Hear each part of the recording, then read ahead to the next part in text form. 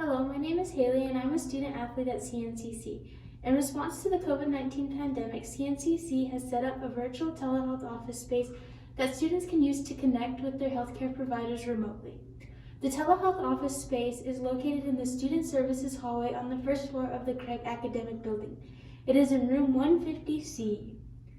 To enter the telehealth office space, make sure that the sticker is intact for safety. In the office, there is a computer, a camera with a microphone, and a telephone.